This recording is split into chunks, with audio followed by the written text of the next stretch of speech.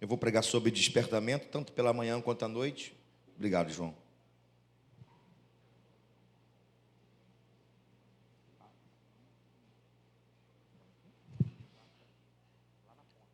Tá. O João está avisando aqui que tem um Corolla lá na ponta, à sua esquerda, à minha direita, com a luz acesa. Pode cair a sua bateria, aí você pode não ir para casa depois ou pedir para alguém te levar, dar uma chupeta aí ou empurrar. Com esse calor, empurrar não é bom não, né? Então é melhor você ir lá apagar a luz do seu carro, né? Você que tem um Corolla. Glória a Deus porque você tem um Corolla. Graças a Deus que você tem um Corolla. Amém.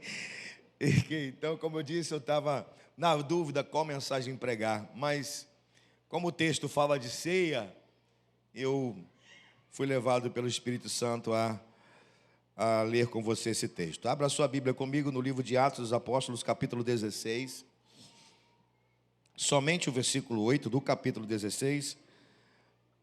Aí você vai à frente para o capítulo 20, e aí nós vamos ler do versículo 7 ao versículo 14. Atos dos Apóstolos, capítulo 16.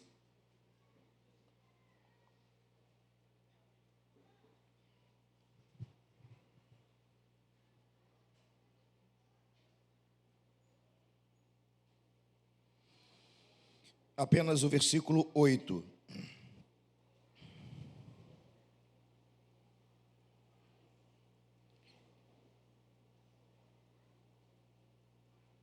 Aliás, 7 e 8. 7 e 8 do 16.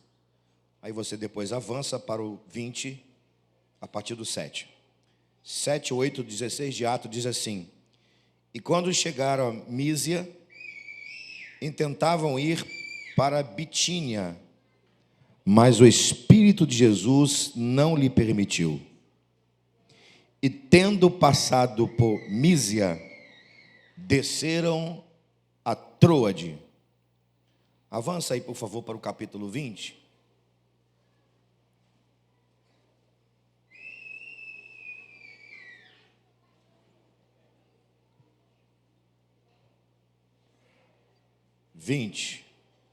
Versículo 7.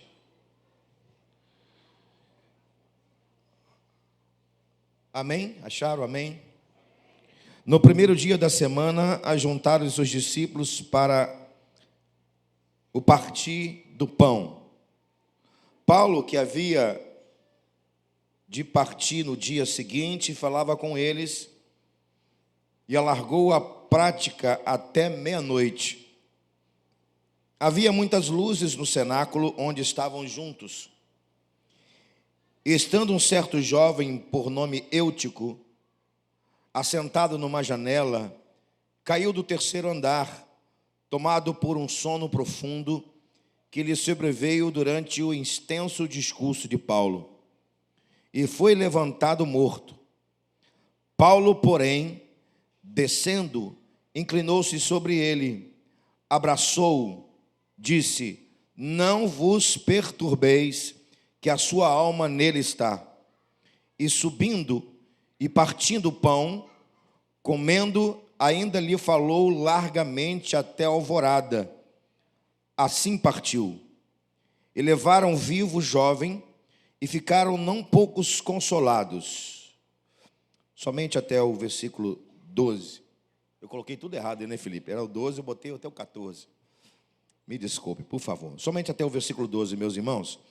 Vamos falar com o nosso Deus mais uma vez? Convido você, por favor, inclinar sua cabeça, fechar seus olhos, para que possamos orar mais uma vez. Pai, aqui se encontra mais uma porção da Tua palavra.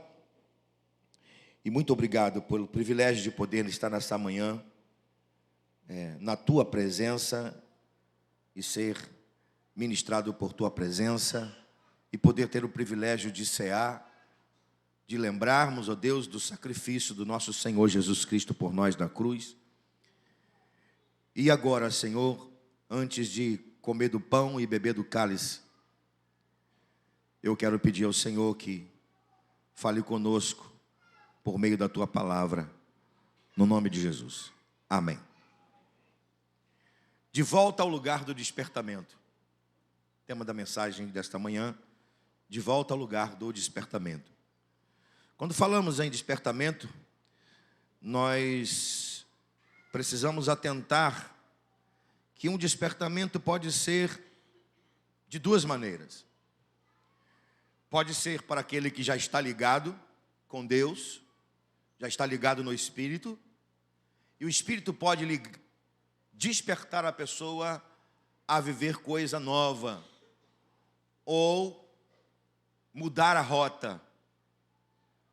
Esse é um sentido do despertamento espiritual. Mas também o despertamento pode ser ou pode estar ligado ou envolvido naquela pessoa que está dormindo espiritualmente. Eu li com você dois textos que parecem não ter nenhum sentido. Afinal de contas, um está no capítulo 16, outro está no capítulo 20. Mas eles estão conectados. E eles falam exatamente desses dois sentidos do despertamento. Você deve ter reparado no versículo 16, no capítulo 16, que Paulo está dormindo, descansando fisicamente. E durante a noite ele é despertado por um varão macedônico, um anjo, que lhe impede de continuar a sua rota em direção a Bitínia, na região em que ele estava disposto a ir. E ele é despertado para mudar a sua rota e ir para a região da Macedônia. E você conhece bem a história, eu não vou entrar no mérito do texto, você conhece. Ele vai então para Filipos, juntamente com Silas e provavelmente Lucas, que registra Atos, e alguns outros companheiros. E lá ele salva, ou melhor, Jesus salva através da palavra Lídia e o carcereiro. E o segundo texto que eu li com você, Paulo está exatamente nesse lugar, em Troade. Então, em Troade, Paulo é despertado a ir para a Macedônia, e alguns anos depois, entre 5 a 10 anos depois, ele vai novamente a Troade. E possivelmente Paulo deve ter ido a Troade pelo menos umas 3 ou 4 vezes. Mas aqui nesse texto em que nós acabamos de ler, ele está novamente em Troade. E em Troade vai acontecer um outro despertamento. É o despertamento do jovem chamado Eutico.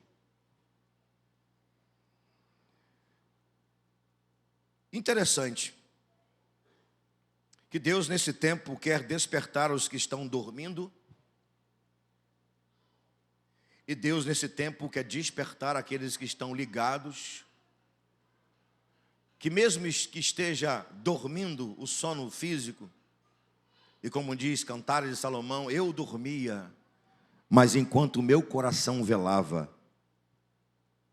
Deus nesse tempo quer despertar você para algo novo, ou Deus nesse tempo quer despertar você que está dormindo espiritualmente. Que tipo de crente você é?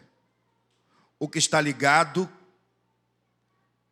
o que está conectado, e pode a qualquer momento ser despertado pela trombeta de Deus para ser arrebatado, ou ser despertado pela voz do Espírito para viver algo novo no reino de Deus e com Deus, ou você é alguém que está dormindo espiritualmente e precisa de um despertamento. Que tipo de crente é você que está aqui nessa manhã?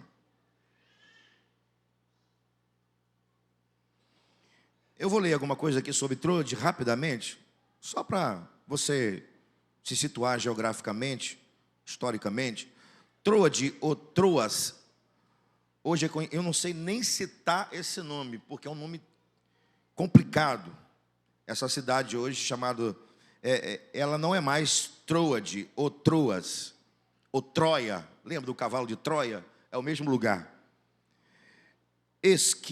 Istambul. Eu acho que é essa a expressão. Istambul eu sei que está certo, porque de vez em quando a gente ouve aí na televisão ou nas redes sociais essa expressão Istambul, na Turquia. É uma cidade portuária, principal ponto de embarque e desembarque de passageiros na Ásia, na Turquia e também na Macedônia. Ela foi fundada por Alexandre o Grande. Algumas informações importantes. E Paulo esteve lá por pelo menos 3 ou 4 vezes. E como eu disse, é de lá que Paulo é despertado para ir para a Macedônia. E aqui tem esse momento do texto que nós acabamos de ler. E por isso que eu fui levado pelo Espírito Santo a entender que esse lugar é lugar de despertamento. E, consequentemente, isso nos faz entender nessa manhã que igreja é lugar de despertamento. Igreja é lugar de despertamento. Vou repetir. Por que igreja é lugar de despertamento?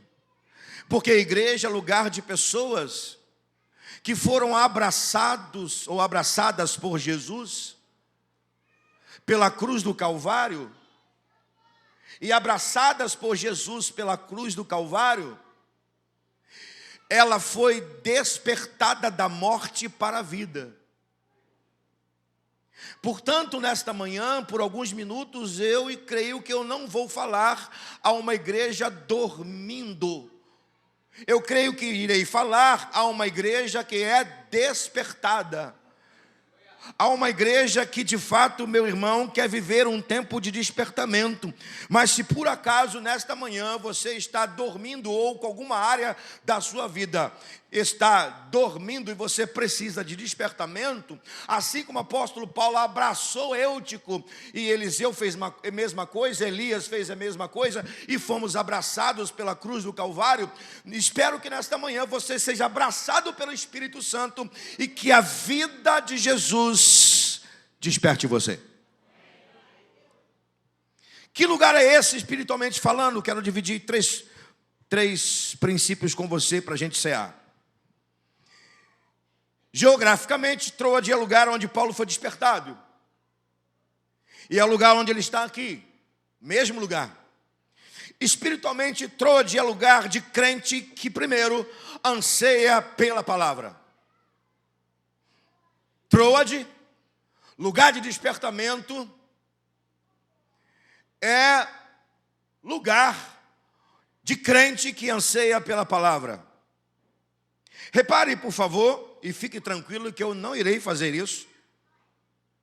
Repare, por favor, o texto vai dizer que em Troade, Paulo está reunido com a igreja.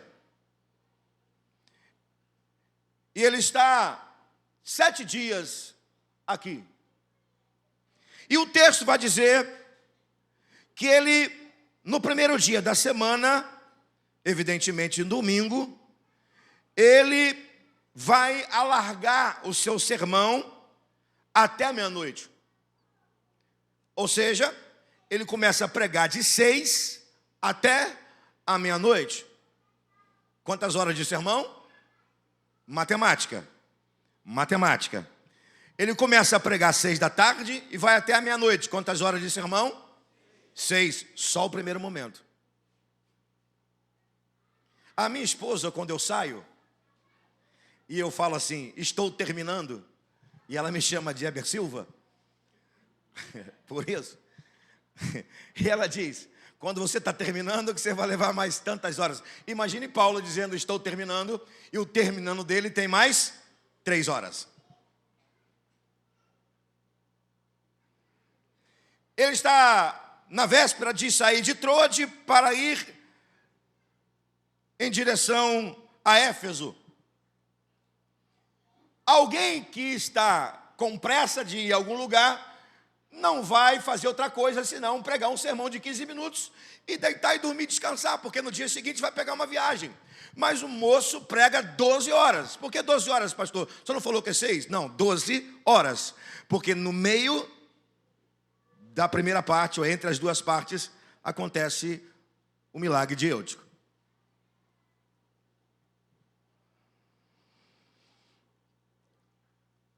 Lucas aqui vai nos mostrar claramente que isso aqui é um culto. Isso aqui é culto, e culto avivado, irmão. Aqui é culto avivado. Por que é culto avivado? Primeiro porque tem comunhão, tem partido do pão. Ceia do Senhor. E ceia do Senhor gera expectativa na igreja. Deixa eu abrir um parênteses. Há uns anos atrás, eu tentei tirar o terno da ceia. Eu não vou falar o nome do diácono, né? E aí eu tentei tirar o terno da ceia. E aí o diácono, pastor, volta em casa. Bota o terno, bota a gravata. E eu bondosamente ouvi o diácono, voltei a casa. Eu morava aqui perto. Peguei o terno, botei a gravata e voltei para a ceia. Eu fiz isso bondosamente, respeitosamente. No que eu vou falar aqui não significa dizer que a essência da ceia está no terno, está na gravata que eu estou usando, e os irmãos diáconos e as diaconisas estão bem alinhados, estamos bem alinhados nesta manhã. Não. Mas depois desse dia eu pensei, ceia não é o terno que faz a ceia, mas a ceia do Senhor é um momento especial para a igreja. É o momento que a igreja lembra que Jesus Cristo deu a sua vida, derramou o seu sangue puro por nós. Então, na verdade, a gente deveria estar aqui vibrando com isso. Tem uma igreja num cenáculo, o cenáculo estava entupido de gente. Desculpa usar o termo. Num domingo, ou melhor, de um sábado para um domingo, depois da madrugada de sábado para domingo. E esse povo está sedento para ter comunhão, para adorar. E o texto vai dizer que Paulo está pregando, ele está ali, ou seja, esse povo está conectado, ansiando para ouvir a palavra. Então o que chama a atenção aqui não é simplesmente o fato de Paulo pregar 12 horas. O que chama a atenção também é o cenáculo, cheio de gente para ouvir a palavra. Então eu só creio que tinha avivamento nesse lugar. Aí você vai perguntar, pastor, o que tinha nesse sermão de Paulo para durar tanto tempo assim? Eu não sei o teor do sermão de Paulo. Mas eu tive uma experiência que me faz entender que tipo de sermão era o sermão de Paulo. Alguns anos atrás, um colega me deu todos os sermões, ou muitos sermões de John Wesley, num pendrive. Esse colega até já faleceu, o pastor Marcão, lá de Macaé.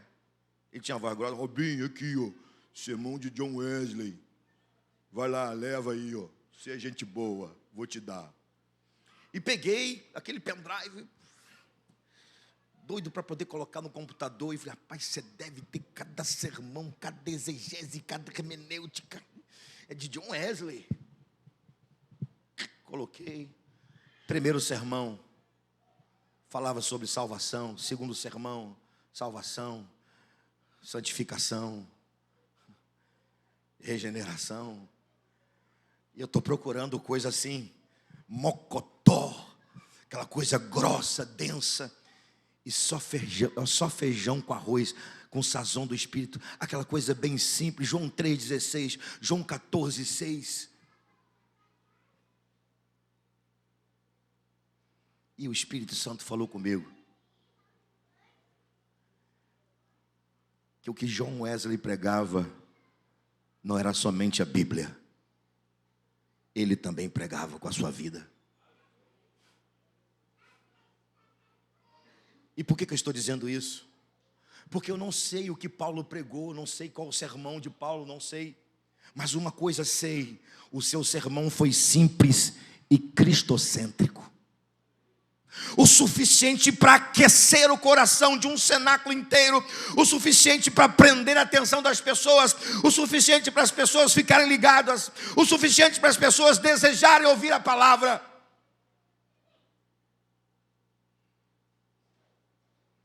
Os crentes de Troades tinham anseio para ouvir a palavra.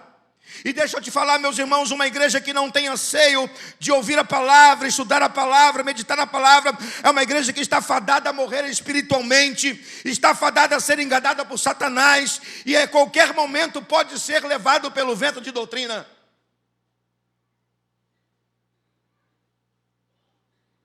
Aqui em Troade, em lugar de despertamento, não tem ninguém sendo levado a querer beber água na pregação, não tem ninguém inquieto porque deu meia-noite, ou melhor, deu meio-dia ou 9 horas. Aqui não tem ninguém aqui preocupado em olhar as mensagens do WhatsApp.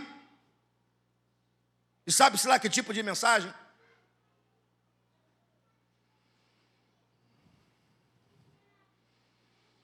Aqui tem gente com fome da palavra, para ouvir a palavra de Deus. Vivemos um tempo de uma geração que quer muito mais entretenimento do que relacionamento. Vivemos um tempo de uma geração que quer ver mais do que ouvir. É fato, isso é característica da geração pós-moderna. Ela é uma geração muito mais visual do que auditiva. Mas eu devo te lembrar, meu irmão, que a fé não vem pelo ver. A fé vem pelo ouvir, e ouvir a palavra de Deus.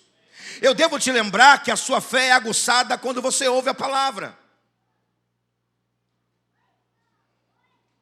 Nada contra culto com cântico, com dança, com liturgia aberta, ou também com liturgia fechada. Desculpa até, eu vou até trocar essa palavra. Uma liturgia mais conservadora. Mas uma igreja que é fervorosa, ou liturgicamente mais conservada, ou mais conservadora, isso não importa. O que importa é se na hora do culto estamos sedentos para ouvir a voz de Deus. Nada contra. Aliás, eu creio que culto é lugar onde oferecemos para Deus não somente nosso melhor, mas o melhor dos nossos talentos, habilidades, porque tudo realmente é para Ele, como nós cantamos. Mas você tem que lembrar que quando você está no culto, você oferece para Deus e Deus oferece para você. Você oferece para Deus seu louvor, sua adoração, seus dízimos, suas ofertas, seu coração. E Deus oferece a você a palavra. E por certo você não vai lembrar de todas as palavras que você vai ouvir aqui nesse púlpito, por mim, pelo pastor Leonardo, pelos irmãos. Mas você sabe bem que alimento sólido alimenta todo dia. E você nem vai lembrar o que você almoçou ano passado, nesse mesmo dia. Mas o que você comeu ano passado, nesse mesmo dia, te alimentou. O que você está ouvindo todo dia, você pode não lembrar, mas alimenta a sua alma. Eu não quero fazer parte de uma geração que é rasa na palavra. Eu quero fazer parte de uma igreja despertada e que anseia pela palavra de Deus. E você? Por que essa igreja é uma igreja despertada? Porque ela tinha anseio pela palavra. Em segundo lugar, Troade é lugar de milagre, de manifestação do poder do Espírito Santo. Que lugar é esse de despertamento? É lugar de milagre, de manifestação do poder do Espírito Santo. Versículo 8 nos diz que havia luzes nesse cenáculo. Cenáculo é a parte superior de uma casa grande na época, aqui na Palestina.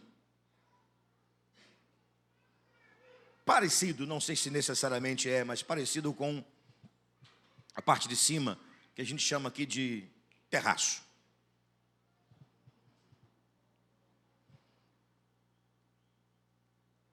E aqui vai acontecer um milagre. As pessoas, como nós fazemos no nosso tempo, trabalhavam o dia inteiro. E aqui não é diferente, as pessoas trabalharam o dia inteiro. Ou algumas, a maioria nem trabalhou, porque era sábado, e tinha muito judeu, e judeu não trabalhava sábado. Era um dia de sábado, domingo.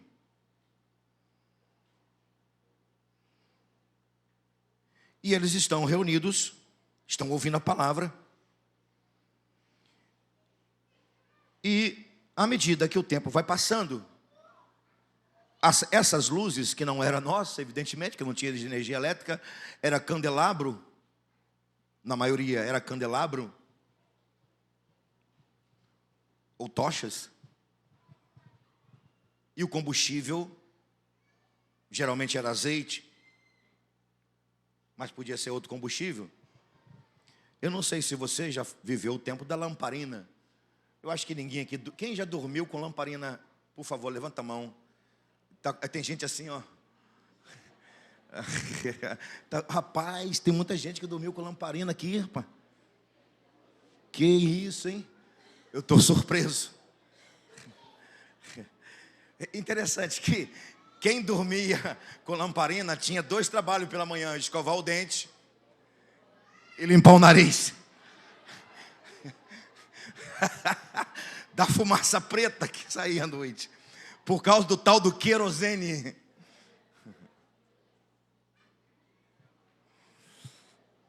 Deus abençoe você que dormiu com lamparina, você é a raiz.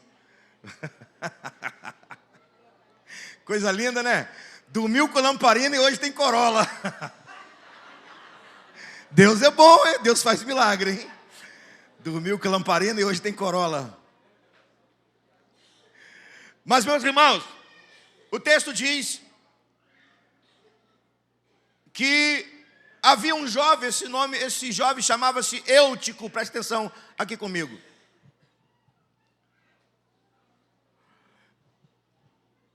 Esse jovem, ele é entorpecido pela fumaça das horas que se passava, ou que se passavam, e o texto diz que ele está sentado em uma janela. E eu já vi muita gente dizer que esse moço caiu por causa do sermão de Paulo. Se você já ouviu isso, esquece. Ele não dormiu por causa do sermão longo de Paulo, se bem que tem muita gente que dorme na hora do sermão. Tem muita gente que dorme na hora do sermão. E graças a Deus que não está em uma... Esquece, para.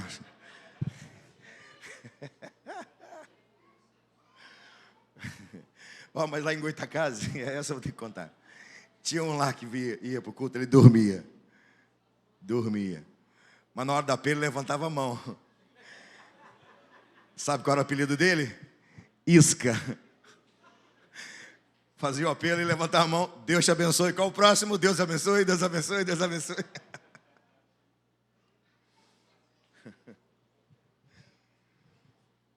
Eutico está na janela e ele vai cair. Ele dorme. Presta atenção aqui comigo, por favor. Ele dorme, mas ele não dorme por causa do sermão longo de Paulo. Ele dorme porque ele está cansado e porque ele está entorpecido pela fumaça do ambiente. E possivelmente ele procurou a janela porque queria um frescor, ou porque ele não queria ser entorpecido, mas acabou sendo entorpecido pela fumaça e ele veio a cair. Sentou-se perto da janela. Cansado, dormiu, caiu e morreu.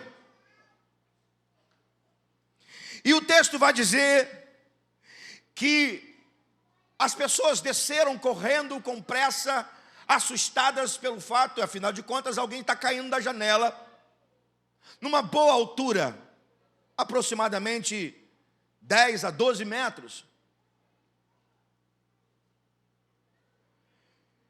Paulo depois também desce, e o texto vai dizer que ele dá uma palavra do tipo aquela que Jesus dá para Marta e para Maria.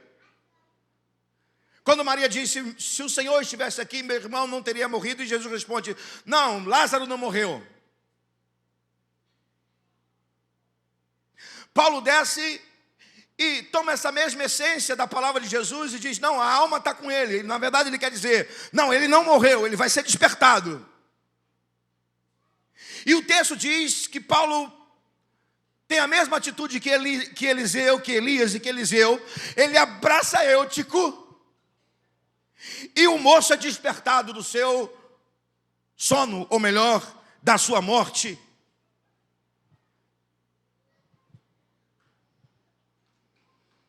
O que aprendemos com esse milagre? Sabendo, crendo que igreja é lugar onde o Espírito Santo faz coisas grandes, onde o Senhor faz milagre. Crendo que igreja é lugar de despertamento. O que aprendemos com isso? Que a igreja que é lugar de despertamento,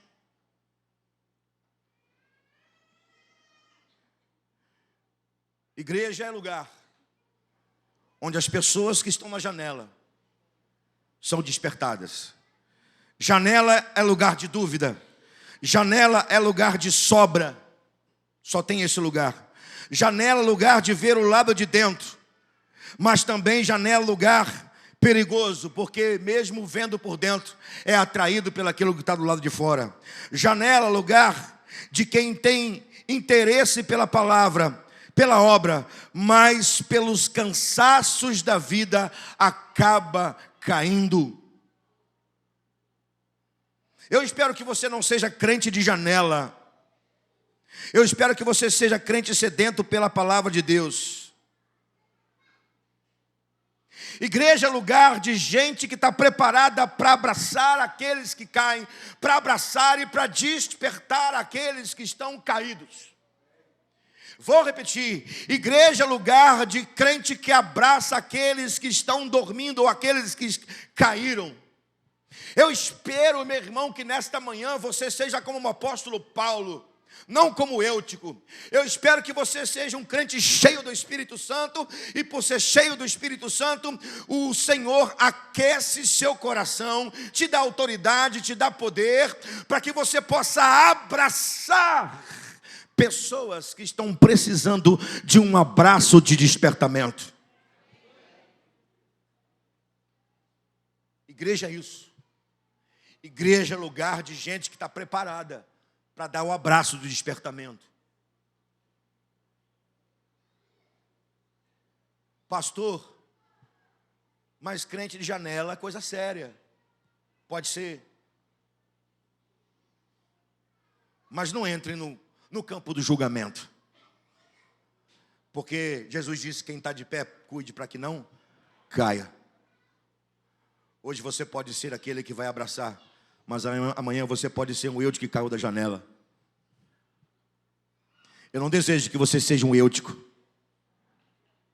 que, apesar de ter interesse de ouvir a palavra, é tomado pelo sono da vida.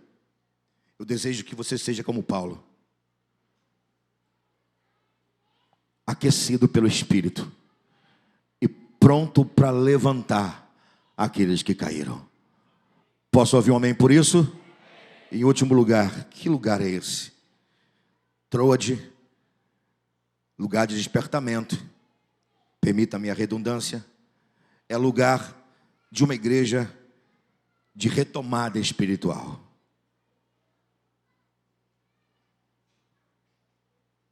Quatro retomadas veremos aqui nesse texto, depois do milagre. São 4 retomadas. Eu peço que você olhe para a sua Bíblia, por favor, e nós vamos identificá-las.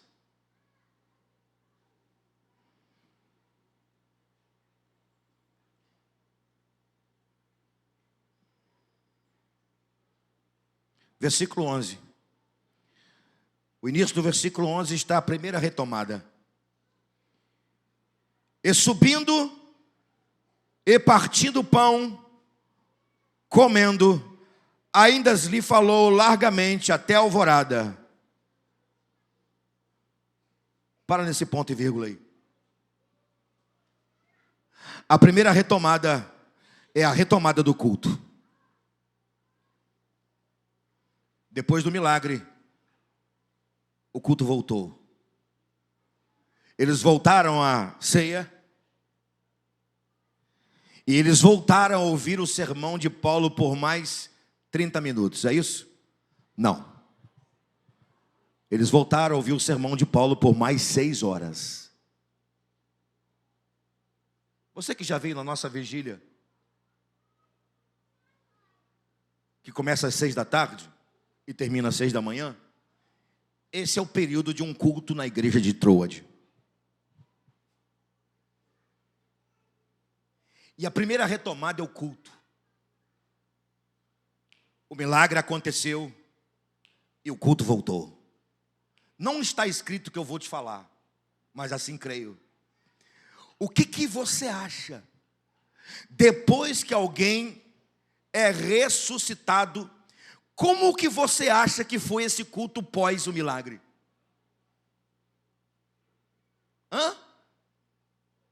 Se houve fervor na primeira parte, houve o fervor em dobro na segunda. Se Paulo pregou com fervor, e ele falou de Cristo, isso eu não tenho dúvida. Se ele falou de Cristo com paixão, com veemência, agora ele vai falar mais ainda. Por quê? Porque todos viram o milagre acontecer, todos viram uma pessoa sendo despertada. Meu irmão, por favor, se você vem para cá para um culto e você está vendo o que Deus está fazendo e você continua cultuando da mesma maneira, tem alguma coisa errada com você, por favor.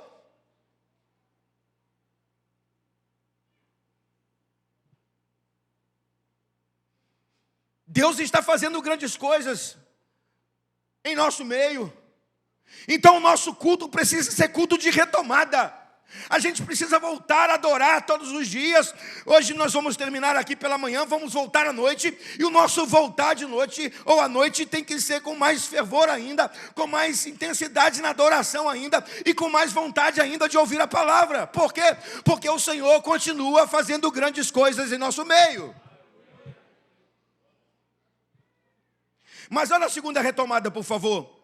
Ainda no versículo 11 diz que Paulo partiu.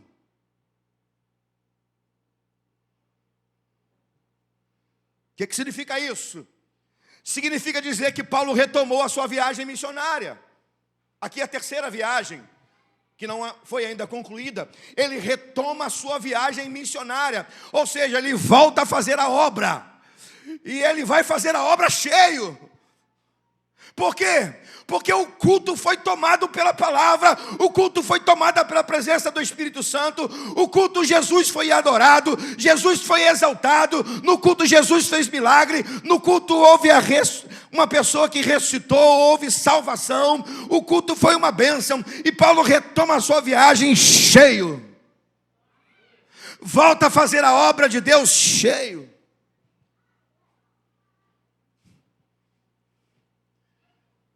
Você parou?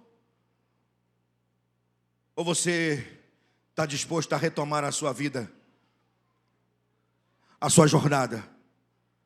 Ou você pensa que você foi chamado para ficar parado? Você tem um propósito.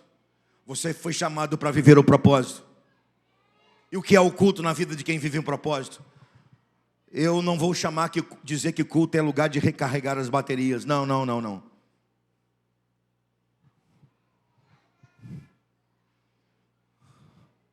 Mas culto é lugar, ou é ambiência, ou é ambiente, onde Deus forja o nosso caráter e aquece a nossa alma para continuarmos fazendo a obra dele. Porque a obra que você faz, ela não está aqui dentro, ela está lá fora.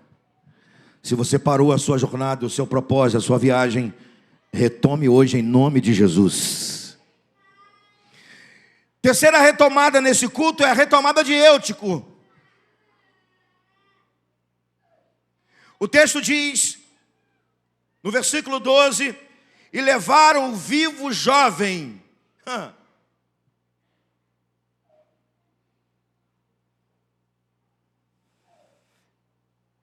Não é o que o texto diz, mas é lógico, é óbvio.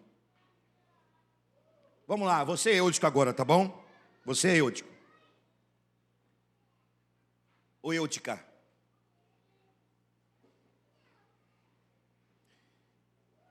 Você teve uma experiência poderosa com Deus no culto.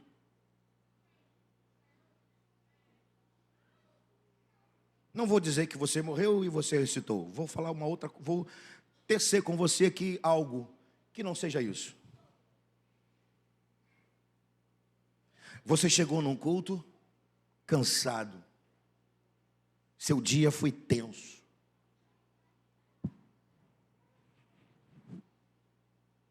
Mas apesar de jovem, você está cansado.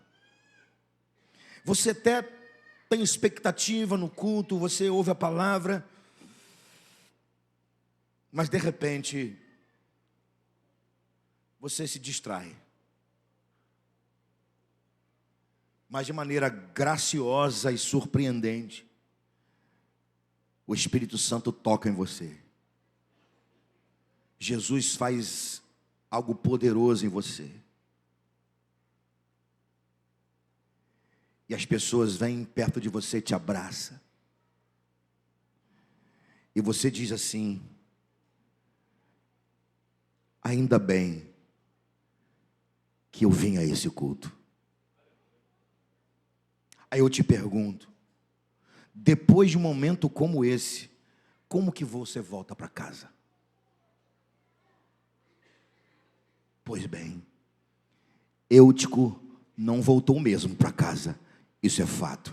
Porque alguém que é abraçado pela graça de Deus em um culto, alguém que recebe a virtude, o poder do Espírito, quer seja no seu corpo, quer seja na sua alma, quer seja no Espírito, não pode voltar para casa do mesmo jeito.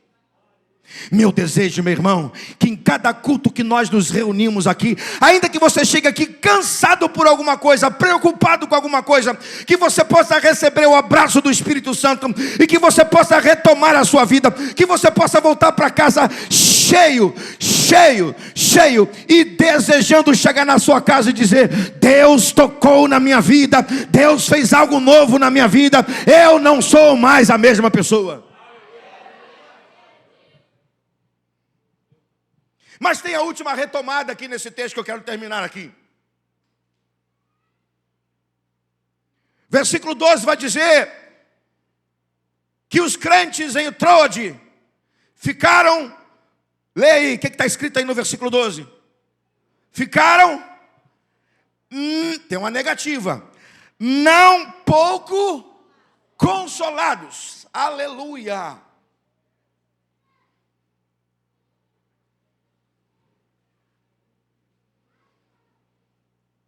Não pouco significa dizer muitíssimos consolados.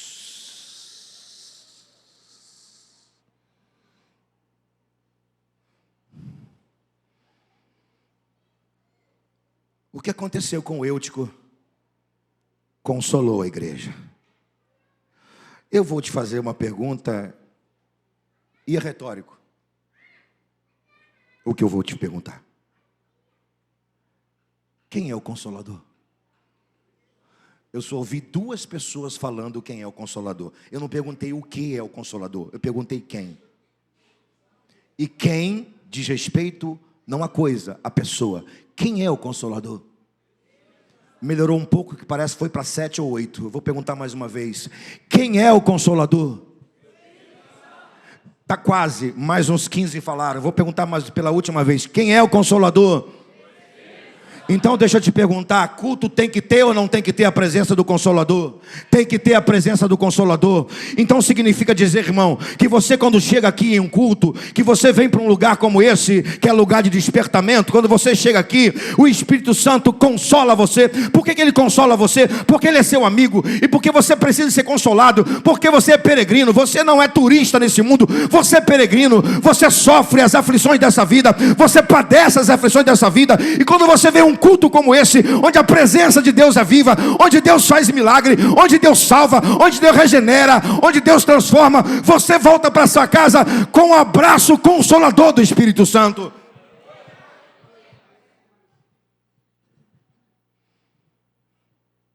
Culto é retomada, mas culto só é retomado em igreja que é lugar de despertamento. A igreja sempre será lugar de despertamento e de retomada de vidas. Eu gostaria que você repetisse isso comigo, por favor, para a gente ir caminhar aqui para o final. E eu não vou pregar mais 6 horas como Paulo fez aqui em Troade. Diga comigo, a igreja sempre será lugar de despertamento e de retomadas de vida. Amém, irmão? Tem dia que lugar que você veio aqui para a igreja assim, eu preciso ser despertado. Você será despertado. Sua vida vai ser retomada. Você vai prosseguir. Eu termino. Que maravilha fez o Espírito Santo.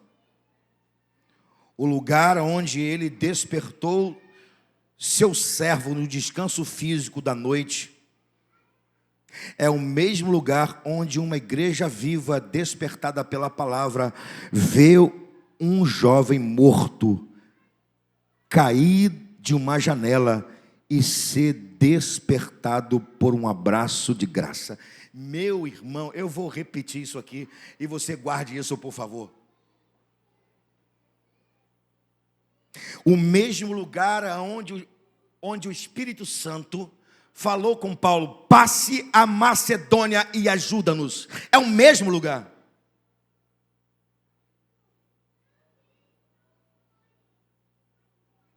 Ou seja, onde o Espírito Santo despertou quem estava envolvido, quem estava ligado. É o mesmo lugar onde uma igreja viva e despertada pela palavra, vê um jovem cair morto de uma janela e ser despertado com um abraço da graça. Meu Deus!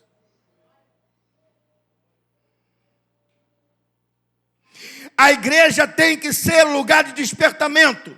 Se ela não for lugar de despertamento, ela corre o risco de ser lugar de descontentamento.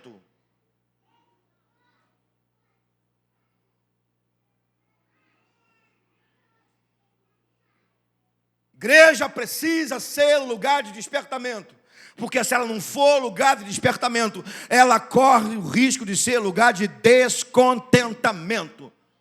E ninguém quer ficar em um lugar descontente.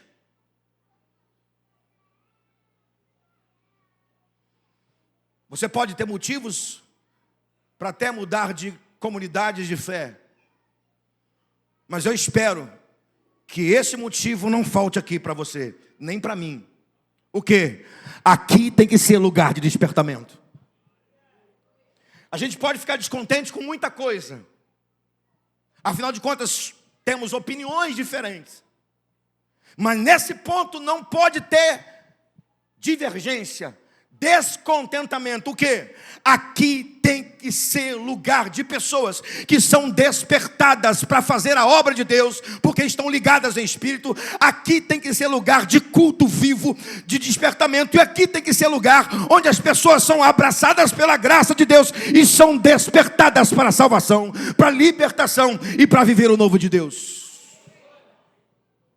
Que nesta manhã, momento de ceia do Senhor, o Espírito Santo, pelo poder da palavra, te desperte. Para você viver algo novo, diferente, ou para você sair do seu sono espiritual. Desperta tu que dormes, levanta dentre os mortos e Cristo te esclarecerá. Que Deus nos abençoe. Amém? Os despertados, por favor, fiquem em pé.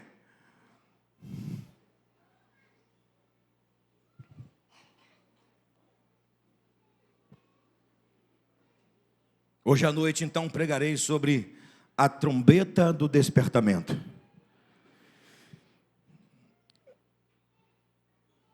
Antes de cear, nós vamos ter um momento de oração. Não será longo, será breve. Pedir aos irmãos do Ministério de Louvor aqui. Mas você não vai esperar a música para você orar.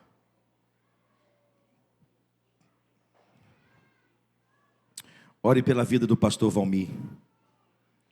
Até ontem ele estava aguardando ser internado no hospital. Ore pela vida da Vitória. Ore para o Senhor tocar em corações. Ore por você. Ore pela igreja. Ore por aqueles que estão dormindo espiritualmente. Ore. Eu vou pedir para você, por 30 segundos a 1 minuto, não mais do que isso, levantar as suas mãos e você vai orar de voz alta. E as nossas orações serão misturadas nesta manhã. Você vai orar em voz alta. Eu vou orar em voz alta. Pastor, o que eu vou orar? Não sei. Você pode adorar na sua oração. Você pode louvar na sua oração. Os instrumentos não vão tocar agora, porque os irmãos também vão orar. Eles não vão tocar agora, eles vão orar também. Nós vamos levantar as nossas mãos. E nós vamos orar. Vamos pedir a presença do Senhor. Vamos pedir um despertamento para a igreja de Jesus nesse tempo. Comece a orar, irmão, por favor, em voz alta. Erga a sua mão, as suas mãos. A Bíblia te dá liberdade para isso. Levantar mãos santas no santuário. Comece a falar com Deus. Comece a clamar pela presença do Senhor na sua vida. Ore, ore. Não estou ouvindo a sua voz. É para você falar em voz alta.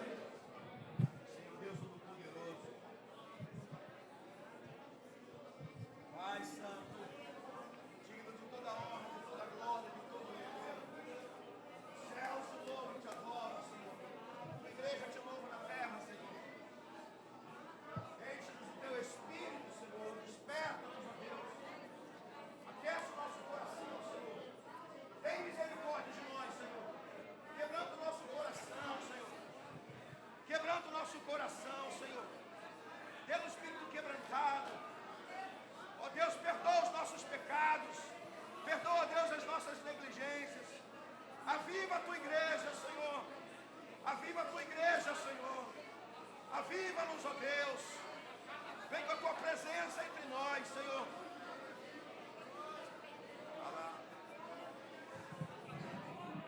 Aleluia. Glória a Deus. Aleluia. Aleluia. Dê um forte aplauso ao Senhor Jesus. Mais forte que você puder. Aleluia. Glória a Deus. Vamos fazer como a igreja entrou hoje. Já ouvimos a palavra, agora vamos cear. Pastor